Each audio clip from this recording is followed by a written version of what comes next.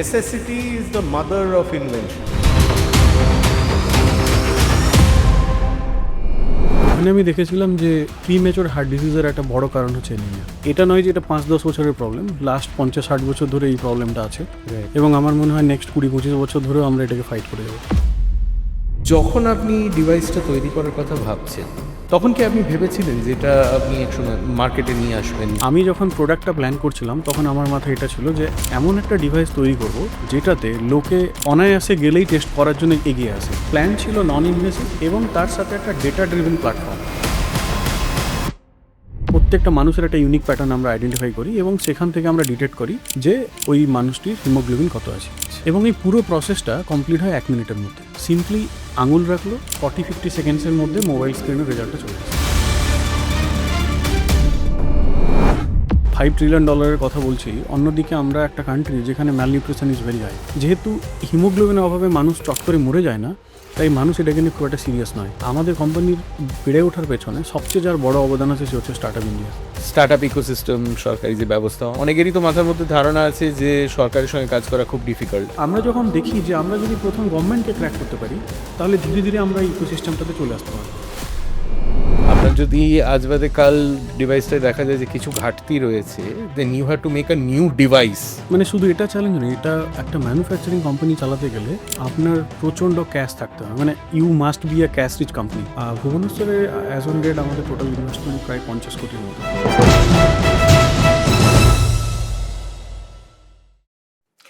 ইংরেজিতে একটা প্রবাদ আছে, আপনি নিশ্চয়ই শুনেছেন, necessity is the mother of invention. এবার আজকে আমাদের সঙ্গে যিনি রয়েছেন তার গল্পের মধ্যে নেসেসিটি তো রয়েছেই, তবে সেই গল্পের সঙ্গে তার মায়ের গল্প জড়িয়ে রয়েছে। আজ বেঙ্গল রিহ্যাবিলিটেশন গ্রুপ এর অফিসিয়াল পডকাস্ট শোনা কথাতে আমার গেস্ট হচ্ছেন পার্থপ্রতিম দাস মহাপাত্র। নমস্কার, আপনাকে স্বাগত জানাই শোতে। Thank you so much. Parthapratim Babu কিন্তু পেশায় একজন ইলেকট্রনিক্স ইঞ্জিনিয়ার। সিঙ্গাপুরে এবং বাইরে অন্যান্য দেশে একাধিক এমএনসিতে খুব সফলভাবে কাজ করেছেন বহু বছর ধরে। কিন্তু তারপর হঠাৎ করে একদিন তার মায়ের সিভিয়ার অ্যানিমিয়া ধরা পড়ে। তখন তার মাথায় একটি আইডিয়া আসে, এই যে অ্যানিমিয়া, এটার জন্য যে টেস্ট করতে হয়, ছুঁচ দিয়ে রক্ত নিতে হয়, এমন একটা ডিভাইস যদি হয় যেটা টেস্ট করেই আপনাকে বলে দেবে আপনার অ্যানিমিয়া আছে কি না, কিন্তু তাতে ছুঁচের প্রয়োজন হবে না, তো সেরকম একটি ডিভাইস উনি তৈরি করেন। সেই ব্যাপারেই আমরা আজকে আলোচনা করব। আপনাকে প্রথম যে প্রশ্নটা করব সেটা হচ্ছে, যেদিন আপনি আপনার মায়ের অ্যানিমিয়ার কথা জানতে পারেন সেই দিনের ঘটনাগুলো আপনার মনে আছে? হ্যাঁ, অ্যাকচুয়ালি প্রথমে অ্যানিমিয়া ডিটেক্ট হয়নি, প্রথমে প্রিম্যাচিওর হার্ট ডিজিজ ডিটেক্ট হয়েছিল। তো সেই তখন আপনার মায়ের বয়স কত? 37। তখন আমি ইঞ্জিনিয়ারিং স্টুডেন্ট। ও, সো ডিটেক্ট হওয়ার পরে যখন আমি ডাক্তারকে জিজ্ঞেস করলাম যে সাডেনলি কি করে একটা হার্ট ডিজিজ ধরা পড়লো, তো তিনি আমাকে যেটা রিপ্লাই করেছিলেন যে ক্রনিক এনিমিয়া, অনেক লম্বা সময় ধরে কোনো সিভিয়ার এনিমিক পেশেন্ট একটা হার্ট অ্যাটাকে আসতে পারে, হার্টের প্রবলেম আসতে পারে। আমি যখন 10 বছর কাজ করলাম তার ফাঁকে আমি প্রায় অলমোস্ট 6 বছর কাজ করেছিলাম IQVI বলে একটা কোম্পানিতে, যার কারেন্টলি নাম হচ্ছে IMS হেলথ। তো ওখানে আমি দেখেছিলাম যে প্রিমেচুর হার্ট ডিজিজের একটা বড় কারণ হচ্ছে অ্যানিমিয়া। ওটা আমাকে প্রচণ্ড ট্রিগার করেছিল। আচ্ছা আচ্ছা, যখন আপনি ডিভাইসটা তৈরি করার কথা ভাবছেন তখন কি আপনি ভেবেছিলেন যে এটা আপনি একসময় মার্কেটে নিয়ে আসবেন, সবার জন্য অ্যাভেলেবল হবে? এই চিন্তাগুলো আপনার প্রথম থেকেই ছিল? প্রথম তো যখন আমি জানতে পারলাম অ্যানিমিয়ার ব্যাপারে, তারপর স্লোলি যখন বুঝলাম যে ইন্ডিয়াতে আমার মা নয়, এরকম অনেক মা আছেন যাদের 40-এর পরে মেজর প্রবলেমের একটা বড় কারণ হচ্ছে অ্যানিমিয়া। হ্যাঁ, ভারতবর্ষে মহিলাদের মধ্যে অ্যানিমিয়ার প্রচলন তো খুবই, মানে ইটস ভেরি ভেরি কমন। 3 জন মহিলার মধ্যে 2 জনের অ্যানিমিয়া বা রক্তাল্পতা আছে আমাদের দেশে। রাইট। তো এই স্কেলটা এতটাই বড়, যখন আমি চাকরি করতে করতে যখন ভাবছিলাম যে আমি কিছু একটা করব, সিঙ্গাপুর থেকে যখন চলে আসার প্ল্যান করছি, তখন ভাবলাম তাহলে এই প্রবলেমটা নিয়ে নামা যাক। যেহেতু স্কেলটা অনেক বড়, প্রবলেমটা অনেকটাই, এবং এটা নয় যে এটা 5-10 বছরের প্রবলেম, লাস্ট 50-60 বছর ধরে এই প্রবলেমটা আছে এবং আমার মনে হয় নেক্সট 20-25 বছর ধরেও আমরা এটাকে ফাইট করে যাব। আচ্ছা, কিন্তু এই ডিভাইসটা ডেভেলপ করার জন্য বা তৈরি করার জন্য আপনি তো আপনার চাকরি ছেড়ে দিয়ে দেশে ফিরে এসেছিলেন। কারেক্ট। তখন চিন্তা হয়নি যে ভবিষ্যৎ নিয়ে কি করবেন, উপার্জন? দেখুন, রিস্ক তো নিতেই হবে। হুম, হুম। এই যে বড় প্রবলেমটা, এখানে যদি আপনি দেখেন যে আপনি যদি কোনো অঙ্গনওয়াড়িতে ভিজিট করেন বা প্রেগনেন্ট মাদারকে যদি দেখেন, তাহলে গভর্নমেন্ট বা আমাদের যারা ডেভেলপমেন্ট এজেন্সিস আছে, ওরা সবাই ফোকাস করে যখন একটা মেয়ে প্রেগনেন্ট হয়ে যায়। হুম। তো আমার উদ্দেশ্যটা ছিল যে এমন কোনো টেকনোলজি বা এমন কোনো প্রোডাক্ট বা সার্ভিসেস যদি আমি তৈরি করতে পারি, যেটা অনেক আগেই বিফোর প্রেগনেন্সি আমরা ডিটেক্ট করতে পারি কারোকে। ধরুন অ্যাডোলেসেন্ট, মানে স্কুল গোয়িং চিলড্রেন, যারা স্কুলে যাচ্ছে, বাচ্চা বাচ্চা ছেলেমেয়েরা, তখন যদি আমরা এই প্রবলেমটাকে আইডেন্টিফাই করে তাকে সলভ করতে পারি, তাহলে সেই মেয়েটা যখন প্রেগনেন্ট মাদার হচ্ছে তখন আর এই প্রবলেমটা থাকবে না। রাইট। তো যখন আমি চাকরি ছাড়ি, তখন আমার মাথায় এটাই ছিল যে আমি কিছু একটা করব, ট্রাই করব, এই প্রবলেমটাকে সলভ করব। বাট রোড ম্যাপটা যেটা রেখেছিলাম সেটা তো বাস্তবের সাথে ম্যাচ করেনি, অনেক লম্বা সময় লেগেছে। ফর্চুনেটলি রিস্ক তো নিয়েছিলাম, বাট আমাকে সেরকম প্রবলেমে পড়তে হয়নি, বিকজ আমার যে সেভিংস ছিল ওটা দিয়ে প্রথম কয়েক বছর চলেছে। তারপর স্টার্ট আপ ইন্ডিয়ার থ্রুতে গভর্নমেন্ট অফ ইন্ডিয়ার অনেকগুলো স্কিমে আমরা ন্যাশনালি এবং বিভিন্ন স্টেটে আমরা অনেক গ্র্যান্ট পাই। ধীরে ধীরে ইনভেস্টমেন্ট ফান্ডিং চলতে থাকে। রাইট। সো প্রোডাক্টের ডেভেলপমেন্টও যেমন করে এগোতে থাকে, সেরকম আমরা অনেক ইম্প্যাক্ট ইনভেস্টর পাই আর কি, যারা আমাদের এটাকে হেল্প করে, প্রচণ্ড পরিমাণে হেল্প করে। আচ্ছা, আপনি তো বাঙালি, কোম্পানি শুরু করার জন্য তাহলে ভুবনেশ্বরকে বেছে নিলেন কেন? দেখুন, বাঙালি হিসাবে প্রথম চয়েস কলকাতাই ছিল, আমি কলকাতাতেই এলাম। বাট কলকাতার ইকোসিস্টেমে বায়োটেকনোলজির সেরকম একটা সাপোর্ট ইকোসিস্টেম আমি পাইনি। যেহেতু আমি মেডিকেল ব্যাকগ্রাউন্ডের নয়, আমি একজন ইঞ্জিনিয়ার, তো আমার কাছে কোনো হেলথ কেয়ারের প্রোডাক্টে কাজ করতে গেলে প্রথম ক্লিনিক্যাল ট্রায়াল আর তার সাথে একটা রেগুলেটরি কমপ্লায়েন্সেসের অনেক সাপোর্ট দরকার হয়। তো আমি অনেক ইনকিউবেশন সেন্টারের সাথে কথা বলেছি যেখানে বায়োটেকনোলজি সাপোর্ট পাওয়া যেতে পারে। আমি কলকাতায় সেরকম কিছু পাইনি। সেকেন্ডলি, আমাদের যে প্রোডাক্টটা, যেটা নন ইনভেসিভ হিমোগ্লোবিন ডিভাইস, মানে যেখানে বিনা রক্তে আমরা হিমোগ্লোবিনটা মেজার করছি, এরকম কোনো প্রোডাক্ট যেটা পৃথিবীতে প্রথম বা ইন্ডিয়াতে প্রথম আসছে, সেখানে রেগুলেটরি কমপ্লায়েন্সেসের ক্লিয়ারেন্স পাওয়াটা খুব কঠিন। সেখানে গভর্নমেন্ট একটা বড় রোল প্লে করে। আমি যখন দেখি যে এখানে আমি সেরকম কিছু করতে পারছি না, তখন আমি ভুবনেশ্বরে কিট টেকনোলজি ইনকিউবেশন সেন্টারের সাথে যোগাযোগ করি, গভর্নমেন্ট অফ উড়িষ্যার সাথে যোগাযোগ করি, এবং ফর্চুনেটলি আমাকে খুব তাড়াতাড়ি ওনারা রেসপন্ড করেন। আমি ওখানে বায়ো ইনকিউবেশন সেন্টারে প্রোডাক্ট তৈরি করি। গভর্নমেন্ট হেল্প করে ক্লিনিক্যাল ট্রায়াল করার জন্য। তো গভর্নমেন্ট দুটো হসপিটাল অ্যালোকেট করে যে এখানে আপনি ট্রায়াল করুন। ইভেন প্রোডাক্ট তৈরি হওয়ার পরে আমার প্রথম কাস্টমার ছিল গভর্নমেন্ট অফ উড়িষ্যা। ও বাও। তো শুধুমাত্র প্রোডাক্ট ডেভেলপমেন্ট নয়, মানে বাঙালি হিসাবে যদি বলি যে আমি একটা নিউ কামার, ভুবনেশ্বর ইকোসিস্টেমে গেলাম একজন বাঙালি, আমাকে স্কোপ দেওয়া হলো যে আপনি কোম্পানি তৈরি করুন, তার জন্য একটা ইনকিউবেশন সেন্টারে স্পেস পেলাম, কিছু রিসোর্সেস পেলাম, আমাকে ইনিশিয়াল গ্র্যান্ট দেওয়া হলো, এবং আমাকে হসপিটাল অ্যাক্সেস দেওয়া হলো যে আপনার প্রোডাক্টটা আপনি এখানে ট্রায়াল করুন এবং প্রোডাক্টটাকে ডেভেলপ করুন। তো অলমোস্ট 3.5-4 বছর লেগেছে প্রোডাক্টটা তৈরি করতে। শুধু এটুকুই নয়, এরপর গভর্নমেন্ট অফ ওড়িশা আইসিএমআরকে রিকোয়েস্ট করে যে এই প্রোডাক্টের ভ্যালিডেশন করে দেওয়ার জন্য, হুম।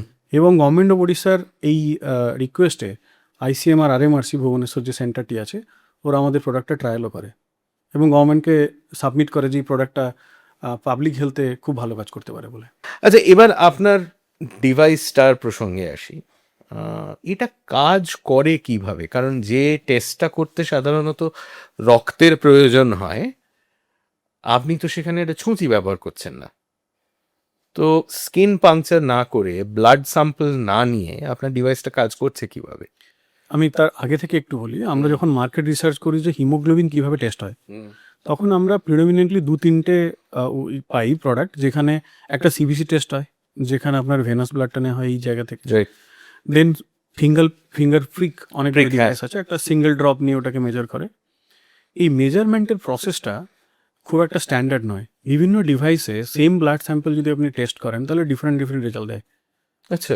ইভেন ডিটেকশনের পরে আপনি কোনো রেকর্ড পাবেন না যেখানে আপনি জানতে পারবেন কোনো প্রেগনেন্ট মাদারের আজ থেকে 3 মাস আগে কি হিমোগ্লোবিন ছিল।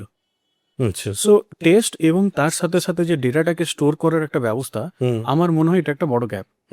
মানে সো গভর্নমেন্ট অফ ইন্ডিয়ার যে অ্যানিমিয়া মুক্ত ভারত প্রোগ্রামটি আছে, এটা একটা বেশ বড় একটা প্রোগ্রাম, যেখানে pregnant mother, school going children, all adolescent school boys and girls তাদের টেস্ট হয়, মানে সর্বোপরি সবারই টেস্ট হয়।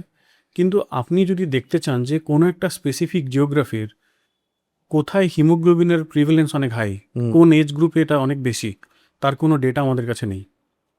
তো আমি যখন প্রোডাক্টটা প্ল্যান করছিলাম তখন আমার মাথায় এটা ছিল যে এমন একটা ডিভাইস তৈরি করব যেটাতে লোকে অনায়াসে গেলেই টেস্ট করার জন্য এগিয়ে আসে। কেন কি স্কুলে যদি আপনি বলেন যে আপনি আমাকে একটা ব্লাড ড্রপ দিন, আমি বাচ্চাটার হিমোগ্লোবিন টেস্ট করব, কোনো বাচ্চা স্বাচ্ছন্দ্যে এসে আপনাকে ব্লাড দেবে না। তো প্ল্যান ছিল নন ইনভেসিভ এবং তার সাথে একটা ডেটা ড্রিভেন প্ল্যাটফর্ম। তো আমাদের প্রোডাক্টটা কেমন কাজ করে, আমাদের একটা মোবাইল অ্যাপ আছে। সেই মোবাইল অ্যাপে প্রথমে আমরা একটা পেশেন্টকে অনবোর্ড করি বা সাবজেক্টকে অনবোর্ড করি, তার নাম, লোকেশান, ডিটেলস নিই। যদি প্রেগনেন্ট মাদার হয় তখন জিজ্ঞেস করি যে তার আগে কটা বাচ্চা ছিল, আগে এনিমিয়ার কোনো প্রবলেম ছিল কিনা, সোশিও ইকোনমিক অনেকগুলো কোশ্চেন থাকে। এরপর একটা ডিভাইস যেটা জাস্ট 300 গ্রাম একটা ডিভাইস, যেটা লিথিয়াম আয়ন ব্যাটারি দিয়ে অপারেট করে, ওখানে জাস্ট ফিঙ্গার রাখতে হয়। ওই ফিঙ্গারের তলায় কয়েকটা এলইডি লাইট আছে। তো এই লাইটটা ফিঙ্গারটাকে ক্রস করে, এপিডার্মিস ক্রস করে ব্লাড পেরিফেরিয়াল ব্লাডে টাচ করে, এবং যখন লাইটটা রিটার্ন করে তখন আমরা একটা টেকনিক আছে অ্যাবজর্বেন্স স্পেকট্রোস্কোপি। তো আমরা অ্যাবজর্বেন্স স্পেকট্রোস্কোপি করি একটা লার্জ স্পেকট্রামে। ওইটার পরে যে লার্জ স্পেকট্রামটা আমরা পাই সেটাকে আমরা ডিপ নিউরাল নেটওয়ার্কে ট্রেন করি। তো আমাদের একটা এআই মডেল আছে যেখানে ওই বায়োমার্কারগুলো আমরা ডিটেক্ট করি। হিমোগ্লোবিনের জন্য যে বায়োমার্কারগুলো আছে ওর যে একটা ইউনিক প্যাটার্ন, প্রত্যেকটা মানুষের একটা ইউনিক প্যাটার্ন আমরা আইডেন্টিফাই করি এবং সেখান থেকে আমরা ডিটেক্ট করি যে ওই মানুষটির হিমোগ্লোবিন কত আছে। আচ্ছা, এবং এই পুরো প্রসেসটা কমপ্লিট হয় 1 মিনিটের মধ্যে। সিম্পলি আঙুল রাখলো, 40-50 সেকেন্ডসের মধ্যে মোবাইল স্ক্রিনের রেজাল্টটা চলে আসে। বাহ। আচ্ছা, আপনি ডিভাইসটা তৈরি করার যে ট্রিগারটা ছিল সেটা আপনি বলছেন আপনার নিজের মায়ের অ্যানিমিয়া, কিন্তু এই যে জিনিসটা আপনি বললেন যে আপনি যদি এটা স্কুলে গিয়ে বাচ্চাদের বলেন ব্লাড স্যাম্পল দিতে, কেউ এগিয়ে আসবে না স্বাভাবিকভাবেই, কারণ বাচ্চারা ছুটে ভয় পায়। শুধু বাচ্চারা কেন, অনেক বড়রাও পায়। তো তাদের কথাও কি আপনি মাথায় রেখেছিলেন এরকম একটা ডিভাইস তৈরি করার সময়? আমি প্রাইমারিলি দেখেছিলাম যে আমরা একটা এনিমিক কান্ট্রি। আমরা যখন $5 ট্রিলিয়ন কথা বলছি, অন্যদিকে আমরা একটা কান্ট্রি যেখানে malnutrition is very high. Yes. তো সেখানে এমন কোনো প্রোডাক্ট যেখান থেকে একটা মানুষকে কুইকলি আইডেন্টিফাই করা যায় এর হিমোগ্লোবিনের প্রবলেম আছে। যেহেতু হিমোগ্লোবিনের অভাবে মানুষ চট করে মরে যায় না, তাই মানুষ এটাকে নিয়ে খুব একটা সিরিয়াস নয়, কিন্তু এর একটা লং টার্ম ইম্প্যাক্ট আছে। রাইট। তো আমার চেষ্টাই ছিল যে একটা ডিভাইস তৈরি করব যেটা দিয়ে আমরা খুব তাড়াতাড়ি হিমোগ্লোবিনটাকে ডিটেক্ট করব। তখন ভাবিনি যে আমি কোথায় স্পেশালি ফোকাস করব, বাচ্চাদেরকে না প্রেগনেন্ট মাদার নাকি মাদার। ডেফিনেটলি মাদার পোর্শনটা ছিল যে আমি প্রেগনেন্ট মাদার, ল্যাকটেটিং মাদার, এই এরিয়াটাকে ফোকাস করব। কিন্তু আপনি যদি দেখেন এই প্রবলেমের যে রুট কজ, সেটা হচ্ছে আমরা কখনোই চেষ্টা করিনি যে প্রেগনেন্সি হওয়ার আগে অ্যাডোলেসেন্ট টাইমেই আমরা অ্যানিমিয়াটাকে হাঁটাতে পারবো। তো সেটাকে দেখতে গেলে আপনার স্কুল গোয়িং যে বাচ্চাগুলো যারা স্কুলে যায়, যাদের ম্যালনিউট্রিশন আছে, যাদের খাওয়া ঠিক নেই, যাদের মেনসুরেশন স্টার্ট হচ্ছে মেয়েরা, তো ওই সময় যদি আমরা ওদেরকে সাফিসিয়েন্ট নিউট্রিশন দিতে পারি বা ওদেরকে আইডেন্টিফাই করতে পারি যে ওদের মধ্যে প্রবলেমটা আছে, তাহলে ধীরে ধীরে ওদের মধ্যে অ্যাওয়ারনেস বাড়বে, ওরা খাবারে ফোকাস করবে, কী খেলে তাদের ঠিক হয়, ওরা ডাক্তারের কাছে যাবে। তো আপনি শুনে খুশি হবেন যে আমরা উড়িষ্যাতে এবং জম্মু অ্যান্ড কাশ্মীরের যত স্কুল আছে, যত স্কুল গোয়িং বাচ্চারা আসছে স্কুলে, তাদের সবার হিমোগ্লোবিন টেস্ট হচ্ছে আমাদের ডিভাইসের থ্রু দিয়ে। আচ্ছা। শুধু টেস্ট হচ্ছে না, ওই টেস্টের সাথে সাথে ওই ডেটাটা রেকর্ডেড হচ্ছে যে কোন স্কুলের, কোন ক্লাসের, কোন এজ গ্রুপ, মেল না ফিমেল, কোথায় এনিমিয়া অনেক বেশি। এবং তার সাথে লিঙ্ক করা আছে পোষণ অভিযান, সেন্ট্রাল গভর্নমেন্টের একটা প্রোগ্রাম আছে পোষণ অভিযান, ওর থ্রু দিয়ে ওদেরকে নিউট্রিশন সাপ্লিমেন্টও দেওয়া হচ্ছে। আচ্ছা, তো গোয়িং ফরওয়ার্ড এটার বাইরে আপনি কি আপনার ডিভাইসের আরও সোশ্যাল ইম্প্যাক্ট কিছু দেখতে পাচ্ছেন ভবিষ্যতে? দেখুন, প্রথম তো হচ্ছে যে এটা একটা বিশাল বড় একটা নাম্বার ইন্ডিয়াতে ম্যালনিউট্রিশন। ইভেন আপনি যদি NFHS 5 দেখেন, সেই পার্সেন্টেজটা অনেক বেশি। আমাদের দেশে অলমোস্ট 65-70% ওমেন এবং 30% মেনের এই প্রবলেমটা আছে। তো আমাদের সোশ্যাল ইম্প্যাক্ট বলতে আমরা যেরকম শুধু টেস্ট করছি, তার সাথে সাথে আমরা ব্লাড সেভ করছি। এতে কোনো হ্যাজারাস বা কোনো মেডিকেল ওয়েস্ট নেই যেটাকে রিসাইকেল করার দরকার আছে। আপনি খুশিতে টেস্ট করতে পারেন, কোনো ইনফেকশন ছড়াচ্ছে না, হ্যাঁ, ইনফেকশনের কোনো সম্ভাবনা নেই। ইনফেকশনের কোনো সম্ভাবনা নেই। এবং এটা একটা বড় কারণ যার জন্য আমরা আফ্রিকাতে খুব ভালোভাবে এটাকে আমরা করতে পারছি, এই ডিভাইসটা খুব ভালোভাবে প্রমোট করতে পারছি, because HIV is very high in Africa. আচ্ছা। সেই পার্সেন্টেজটার জন্যে কারোর ব্লাড নিয়ে কেউ টেস্ট করতেই ভয় পায়। হুম তো অ্যাজ এ প্রোডাক্ট এটা শুধুমাত্র হিমোগ্লোবিন টেস্ট করছে না, সোশ্যাল ইম্প্যাক্ট হচ্ছে যে ডিটেক্ট হচ্ছে এনিমিয়া, তার রেকর্ড হচ্ছে ডেটা, আমরা কোনো আপনার মেডিকেল ওয়েস্ট আমরা জেনারেট করছি না, ব্লাড সেভ করছি, এবং অনেক কম খরচে এই টেস্টটা করা যাচ্ছে। আচ্ছা, আপনি আফ্রিকার কথা বললেন, গোয়িং ফরওয়ার্ড আপনার কোম্পানির রোড ম্যাপ কি? আজকের দিনে আমরা ভারতবর্ষের প্রায় 21টা রাজ্যে আমরা কাজ করছি। তাদের মানে সেটা ছাড়া সাউথ ইস্ট এশিয়াতে 6টা কান্ট্রিতে আমরা কাজ করছি, Vietnam, Indonesia, Philippines, Myanmar, and আপনার আফ্রিকাতে 4টে কান্ট্রিতে আমরা কাজ শুরু করেছি, মালাউই, তানজানিয়া, ওই সাইডটাই। আচ্ছা। তো আমাদের এখন যেটা টার্গেট সেটা হচ্ছে আমরা ইউএসএফডিএ অ্যাপ্লাই করেছি হুম এবং তার প্রথম রিভিউ কমপ্লিট হয়েছে। হুম ইউএসএফডিএ আমরা যদি পেয়ে যাই, তারপরে আমরা ডেভেলপড কান্ট্রিগুলোতে, হুম। যেরকম ধরুন আপনার ইউএস, ইউরোপ, এইগুলোতে আমরা আমাদের সেলস স্টার্ট করব। আচ্ছা, ইউএসএফডিএ যারা জানেন না বলে রাখি, United states food and drug administration. এটা একটা অর্গানাইজেশন যারা খাবার, ওষুধ, এই সমস্ত জিনিস এবং মেডিকেল ডিভাইস। এবং মেডিকেল ডিভাইসেস টেস্ট করে এবং সার্টিফাই করে। অনেক ক্ষেত্রেই ইউএসএফডিএ সার্টিফিকেশন না থাকলে, যেমন ধরুন ওষুধের ক্ষেত্রে, একটা ওষুধের যদি ইউএসএফডিএ সার্টিফিকেশন না থাকে, সেই ওষুধটা আপনি ইউনাইটেড স্টেটসে বেচতে পারবেন না। আচ্ছা, স্টার্ট আপের কথা যখন উঠলোই, এই যে মেক ইন ইন্ডিয়া প্রচুর ঢাকঢোল পেটানো হলো আর কি, সেটা নিয়ে আপনার অভিজ্ঞতা কি? দেখুন, আমি যদি লাস্ট 10 বছরও দেখি, আমি যখন সিঙ্গাপুর থেকে ব্যাক করি, আমি কোনোদিন ভাবিও নি যে গভর্নমেন্ট অফ ইন্ডিয়ার এতগুলো ফেসিলিটি আছে হুম যে স্টার্ট আপটা করতে আসছে। হুম আমাদের কোম্পানিতে ইনিশিয়াল ইনভেস্টমেন্ট আছে DST, department of science and technology, department of biotechnology, BIRAC, ministry electronics and Indian Oil. তো এদের কাছে প্রচুর R&D ফান্ড আছে স্টার্ট আপের জন্যে, এবং আমার মনে হয় যে আমাদের কোম্পানির বেড়ে ওঠার পেছনে সবচেয়ে যার বড় অবদান আছে সে হচ্ছে স্টার্ট আপ ইন্ডিয়া। হুম তো তার রিকগনিশন এবং এই যে বিভিন্ন কম্পিটিশনের মধ্যে একটা এনকারেজমেন্ট, ফাইন্যান্সিয়াল এনকারেজমেন্ট, হুম এটা একটা হিউজ বেনিফিট স্টার্ট আপের জন্য। এবং আমার মনে হয় যে ওয়েতে মেক ইন ইন্ডিয়া ইনিশিয়েটিভ চলছে, হুম। এটা ইন্ডিয়াকে একটা নতুন পথ দেখাবে বলে আমার মনে হয়। আচ্ছা, তবে এইরকম ফিজিক্যাল ডিভাইস তৈরি করার ক্ষেত্রে সমস্যা কি ফেস করেছেন আপনি ইন্ডিয়াতে, ইন পার্টিকুলার ম্যানুফ্যাকচারিংয়ের দিক দিয়ে আমরা কি একটু পিছিয়ে আছি? আমরা একটু পিছিয়ে নয়, আমরা অনেকটাই পিছিয়ে আছি। আচ্ছা। যেরকম ধরুন একটা সফটওয়্যার কোম্পানি চালু করতে গেলে আপনার কয়েকটা কম্পিউটার আর স্কিল ম্যান পাওয়ার রাখলেই হয়ে যায়। হুম সেখানে আমাদের দেশে হুম টিপিক্যালি ইস্ট ইন্ডিয়াতে আমাদের ম্যানুফ্যাকচারিংয়ের থেকে আমরা অনেক দূর পিছিয়ে। হুম এখানে না আপনি যদি কোনো স্কুল কলেজের প্লেসমেন্ট দেখেন, তাহলে কলেজের ইঞ্জিনিয়ারিং স্টুডেন্টরা বেরিয়ে গিয়ে সবাই আইটি কোম্পানিতেই জবটা করে। হুম এখানে মানুষের যে ন্যাক, যে স্টুডেন্টের ন্যাক হার্ডওয়্যারের প্রতি, সেটা খুবই কম। তো এই রকম একটা জায়গাতে যদি ম্যানুফ্যাকচারিং কোম্পানি করতে যাওয়া হয়, তাহলে প্রথম ড্রব্যাক আপনি যেটা পাবেন, রিসোর্স পাবেন না। হুম খুব রেয়ার রিসোর্স পাবেন, নাহলে আপনাকে আইদার নিজেকে করতে হবে বা ধীরে ধীরে করে আপনার ইঞ্জিনিয়ারিং যে যাদেরকে আপনি নিচ্ছেন কোর টিমে, তাদেরকে বিল্ড করতে হবে। হুম তো আমার প্রথম এই প্রবলেমটাই হয়েছিল। সেখানে হচ্ছে আপনি হয়তো কোনো ফেসিলিটি পাবেন যেখানে প্রচুর দামি দামি মেশিন আছে, কিন্তু ওটা অপারেট করার লোকটা পাবেন না। হুম তো আমরা যদি দেখি যে ফ্যাব্রিকেশন, ডিজাইন, গুড ডিজাইন, তো সেটা আমরা এখানে খুব একটা পাবো না। এটা আমাদের মধ্যে একটা বিরাট বড় গ্যাপ। আচ্ছা, এই যে হার্ডওয়্যার সফটওয়্যার যে জিনিসটা আপনি বলছিলেন, সফটওয়্যারের ক্ষেত্রে একটা সুবিধা হচ্ছে, আমি আজকে একটা সফটওয়্যার রিলিজ করলাম, পরশু দেখা গেল তার মধ্যে কিছু বাগস রয়েছে, I can just issue an over the air update, correct, download হবে, ইনস্টল হবে, প্যাচ হয়ে যাবে। কারেক্ট। কিন্তু ফর ফিজিক্যাল ডিভাইস আপনার সেই অপশনটা নেই। আপনার যদি আজ বাদে কাল ডিভাইসটায় দেখা যায় যে কিছু ঘাটতি রয়েছে, then you have to make a new device. Yes. তো এতটা চ্যালেঞ্জ থাকা সত্ত্বেও আপনি এটা বেছে নিলেন? মানে শুধু এটা চ্যালেঞ্জ নেই, এটা একটা ম্যানুফ্যাকচারিং কোম্পানি চালাতে গেলে আপনার প্রচণ্ড ক্যাশ থাকতে হবে। মানে you must be a cash rich company. আপনি ধরুন যেটা বললেন, পৃথিবীর যে কোনো প্রোডাক্ট যখন মার্কেটে যায়, ওটা কখনোই 100% ফুলপ্রুফ হতেই পারে না। না, সেকেন্ড ভার্সন যখন হবে, তখন আপনাকে সবগুলো প্রোডাক্ট আবার ব্যাক করতে হবে। বিশেষ করে ইলেকট্রনিক্সের ক্ষেত্রে অনেক সময় বলা হয় you should not use the first generation of anything. Correct.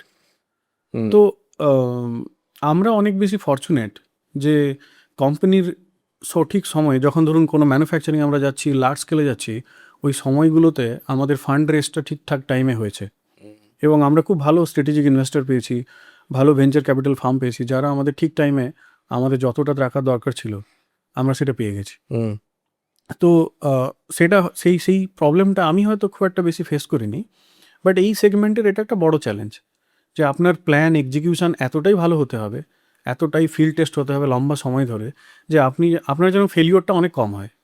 যদি ফেলিওর হয় তাহলে আপনার পুরো স্টকটাই চলে গেল, তো আপনার পুরো নতুন ইনভেস্টমেন্ট। আর যখন আপনি বলছেন যে নতুন ভার্সন, তো আমরা যেরকম সেকেন্ড ভার্সন অফ এই ডিভাইসে কাজ করছি এখন, তো ফিউচারে হয়তো যে ডিভাইসটা পাবো সেই ডিভাইসটা অনেক বেশি ইউজার ফ্রেন্ডলি। বাট এই কন্টিনিউয়াস রিসার্চ একটা সফটওয়্যার কোম্পানির ক্ষেত্রে জাস্ট টুইক করে করা যেতে পারে, বাট হার্ডওয়্যারের ক্ষেত্রে নতুন সেন্সর ডিজাইন করা, পুরো হার্ডওয়্যারটাকে ডিজাইন করা, অ্যাস্থেটিক্স ভাবা যে প্রোডাক্টটার ডিজাইন কেমন হবে, হুম খুবই চ্যালেঞ্জিং। রাইট।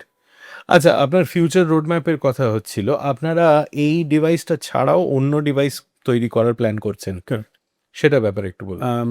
দেখুন, আপনি যদি টিপিক্যালি উড়িষ্যাকে দেখেন, হুম তাহলে উড়িষ্যায় যত হিমোগ্লোবিন পেশেন্ট আমরা আইডেন্টিফাই করি, যাদের প্রবলেম আছে, যাদের আয়রন কম আছে, ওটা এরকম নয় যে তারা সবাই কিন্তু anaemic because of iron deficiency. মানে বডিতে যদি আয়রন কম থাকে তখন আমরা তাকে বলি যে হিমোগ্লোবিন শর্টেজ আছে, বা আমরা যেটা ডিসকাশন করছি। কিন্তু অনেক আপনার জেনেটিক ডিসঅর্ডার আছে, যেমন সিকেল সেল, থ্যালাসেমিয়া, আলাদা ধরনের প্রবলেম, যেমন ব্লাড ক্যান্সার বা বোন মেরো, তাদের ক্ষেত্রেও কিন্তু হিমোগ্লোবিন অনেক কম থাকে। হুম ইভিন আমাদের একটা ট্রায়াল চলছে ইউএসএতে, যেখানে আমরা টিপিক্যালি ব্লাড ক্যান্সার পেশেন্টের ওপরই ডিভাইসটাকে ইউজ করছি।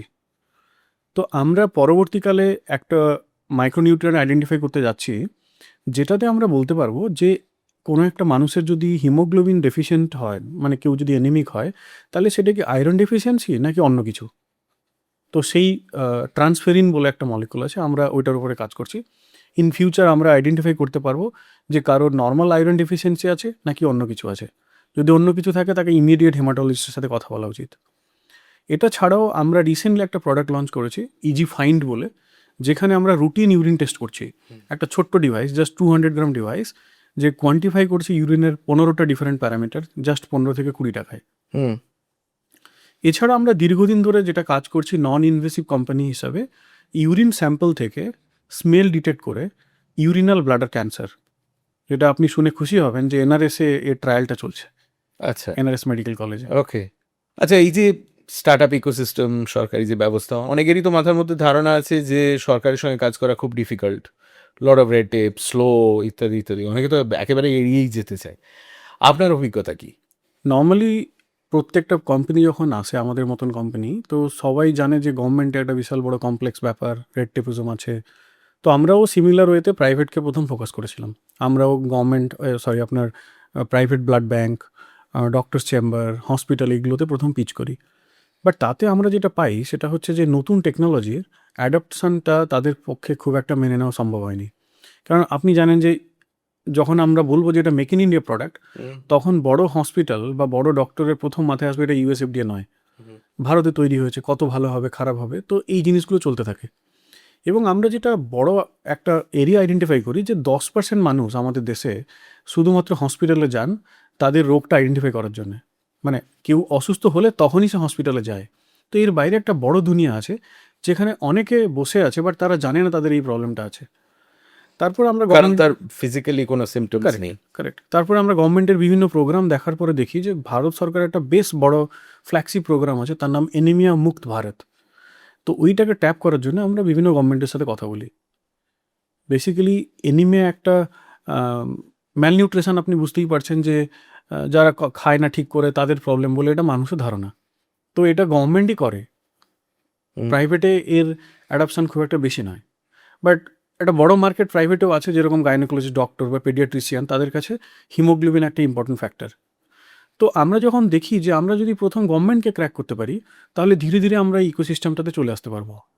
তো তার জন্য গভর্নমেন্ট অফ উড়িষ্যার অনেকটা হেল্প আমরা পাই, এবং ওদের যে আইসিএমআরকে রিকোয়েস্ট করে যে ভ্যালিডেশনটা আইসিএমআর আরএমআরসি করে দেয়, ওটা আমাদের গভর্নমেন্ট সেক্টরে মারাত্মক পুশ করে। আজকের দিনে উড়িষ্যার প্রত্যেকটা sub centre, every look and corner, আপনি অ্যাক্রস উড়িষ্যার যে কোনো সাবসেন্টারে যদি যান, আপনি আমাদের ডিভাইসটা দেখতে পাবেন। সেখানে যতজনই আসছে, সে স্কুল চিলড্রেন হোক বা প্রেগনেন্ট মাদার হোক বা ল্যাকটেটিং মাদার হোক, যে কেউ আসুক ওই প্রোগ্রামে, তো ওখানে আমাদের ডিভাইস দিয়ে ওদের টেস্ট হচ্ছে। উড়িষ্যা ছাড়া অনেকগুলো স্টেট, যেমন ধরুন আমরা ঝাড়খণ্ডে কয়েকটা ডিস্ট্রিক্টে কাজ করছি, উত্তরপ্রদেশে কাজ করছি, পাঞ্জাবে কাজ করছি, ইভেন রিসেন্টলি দিল্লিতে কাজ শুরু করেছি, জম্মু কাশ্মীর তো আছেই। ওকে, আচ্ছা, তবে এটা তো গেল ইনভেস্টমেন্ট, ইম্প্যাক্ট, এই সমস্ত জিনিসগুলো। একটা খুব প্র্যাকটিক্যাল যে নিয়েতে আসি, ইঞ্জিনিয়ারিং ট্রেনিং কিংবা ম্যানেজমেন্ট ট্রেনিং আপনাকে কি একটা ফ্যাক্টরি ফ্লোর সামলানোর অভিজ্ঞতা দেয়? আমার তো মনে হয় না। না, আপনি এমন কিছু প্রবলেমস ফেস করেছেন যেগুলোর জন্য আপনি তৈরিই ছিলেন না যখন একটা ডিভাইস তৈরি করা আপনারা শুরু করলেন? দেখুন, আমাদের কাছে প্রোডাক্টটা নতুন ছিল। হুম যেহেতু প্রোডাক্টটা নতুন, তো এর ম্যানুফ্যাকচারিং প্রসেসও নতুন হবে। হুম প্রথম 5টা ডিভাইস তৈরি করার 500টা ডিভাইস তৈরি করার মধ্যে ফারাক ছিল।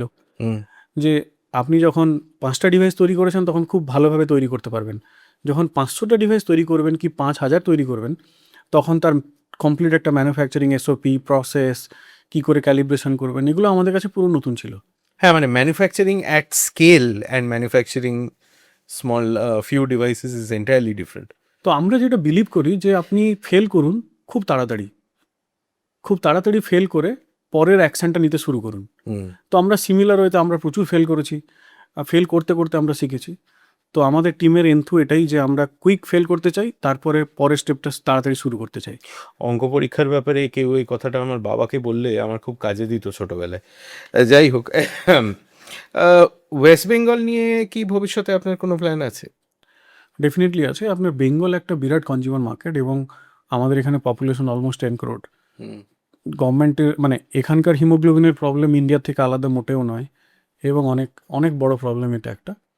আমরা লাস্ট গভর্নমেন্টের সময় হুম আমাদের প্রোডাক্ট আমরা পিচ করি এবং এটা ক্যালকাটা মেডিকেল কলেজে একটা লার্জ ভ্যালিডেশন হয়। কয়েকটা ব্লাড ব্যাঙ্ক, যেমন ডায়মন্ড হারবার ব্লাড ব্যাঙ্ক, আপনার বিষ্ণুপুর ব্লাড ব্যাঙ্কে আমাদের ডিভাইসটা ইউজ হচ্ছে।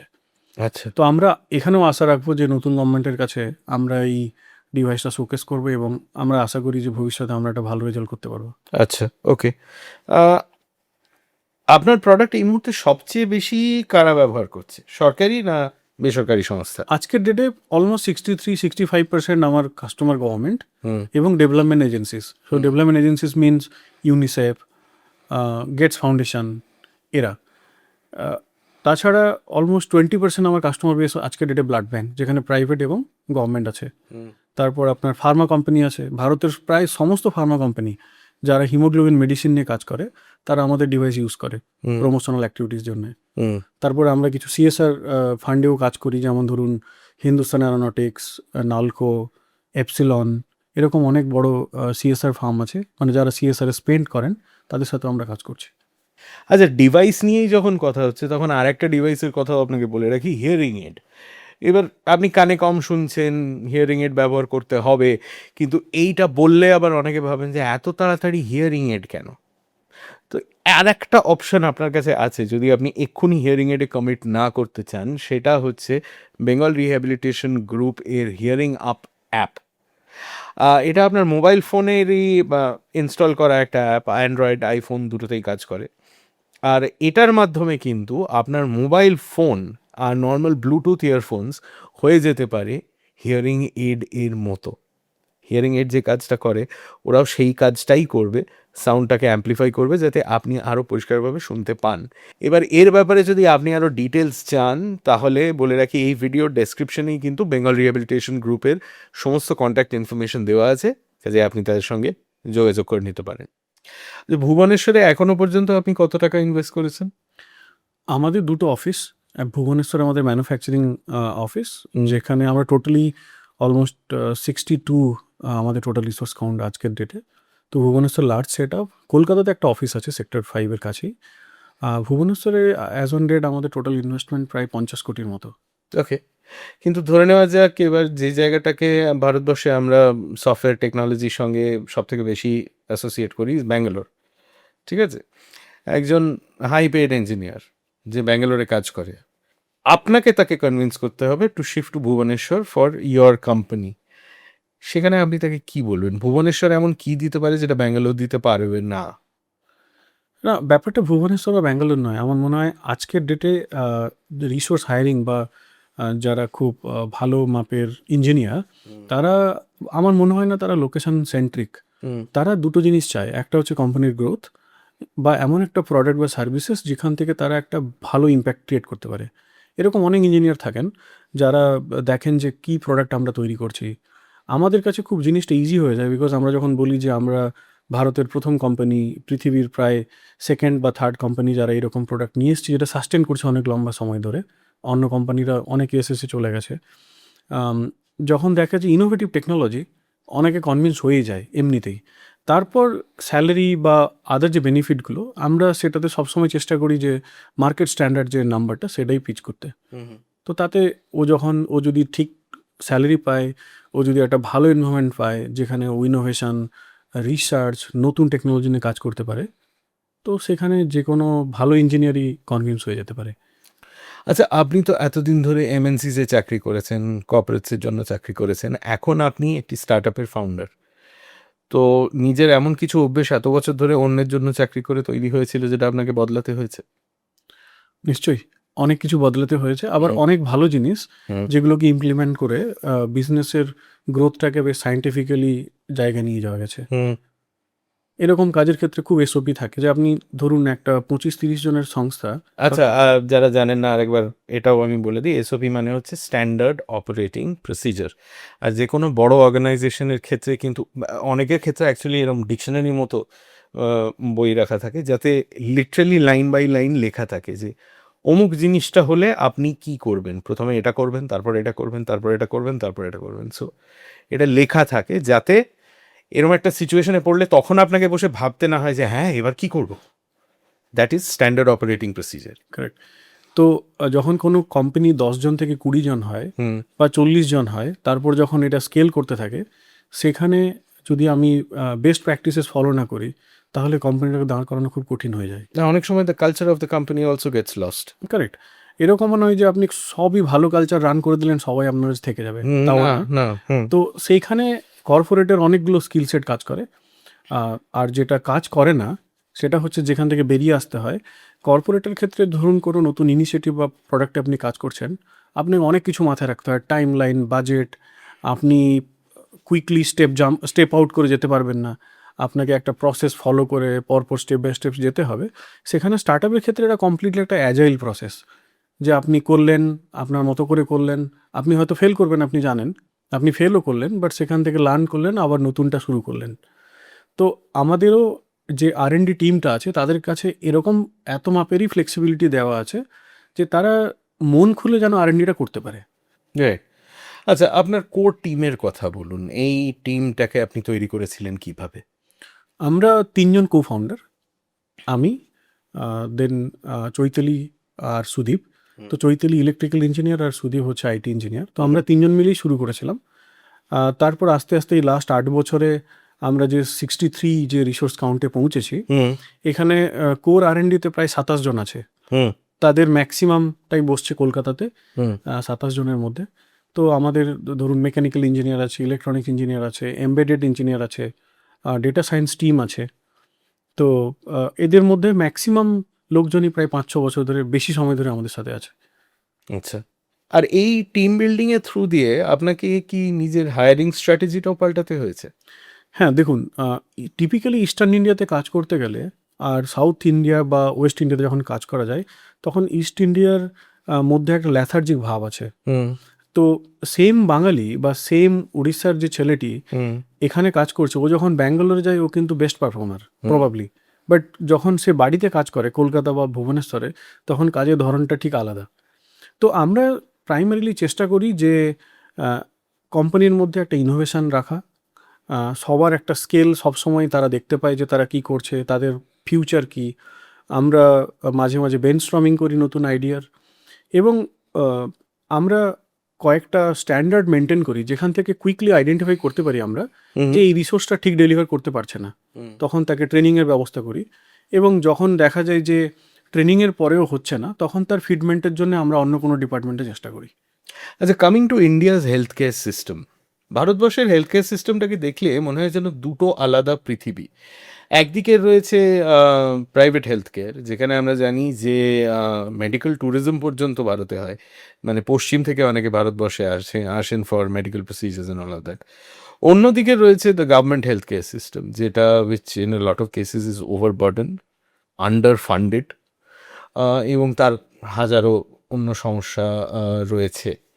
এবার এই হেলথ কেয়ার সিস্টেমটার মধ্যে যেহেতু আপনি এতটা ক্লোজলি কাজ করেছেন, আমি জানতে চাই কোনো একটা জিনিস যদি আপনি বদলাতে পারতেন সেটা কি হতো? আমি যদি প্রথম দেখতাম তাহলে এটাকে ডিজিটাল বানাতাম ফার্স্ট, হুম যে প্রত্যেকটা জিনিসের জন্য রেকর্ডের জন্য কারোর সঙ্গে কারোর ডিপেন্ডেন্সি থাকতো না, হুম হোল সিস্টেমটা একটা ডিজিটাল সিস্টেমে রান করতো। By the way government already introduce করেছে আপনার আয়ুষ্মান ভারত ডিজিটাল মিশন। আমরাও আমাদের অ্যাপেও আমরা তাই করি, মানে ধরুন কেউ আধার নাম্বার নিয়ে এলো, তার একটা ইউনিক ডিজিটাল আইডি ক্রিয়েট হয়, তারপর ডেটাটাকে পুল করা যায়। আমার মনে হয় যে যদি ডিজিটালাইজেশন করা যায় হেলথ কেয়ারটাকে, তাহলে অনেক কাজ আছে যেগুলো না করলেও হবে, এবং অনেক ইস্যুর কুইক রিজলিউশনও পাওয়া যেতে পারে।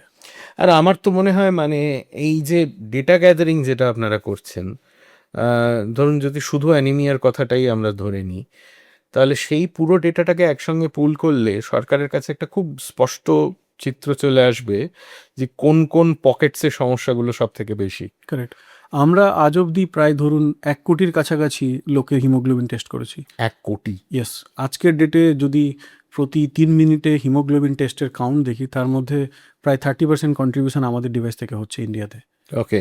তো আমাদের কাছে আমরা প্রত্যেক ল্যাটিটিউড লংগিটিউড ক্যাপচার করি টেস্টের সময়। হুম তো আমরা প্লটে করে দেখাতে পারি যে কোন এরিয়াতে প্রিভিলেন্স অনেক হাই এবং লো, হুম এবং আমরা পলিসি মেকারকে একটা ড্যাশবোর্ডও দিই এই সলিউশনের সাথে, যেখানে একটা পলিসি মেকার দেখতে পায় যে রিয়েলি টেস্ট হচ্ছে কিনা, হুম টেস্ট হলে তার আউটকামটা কি। হুম।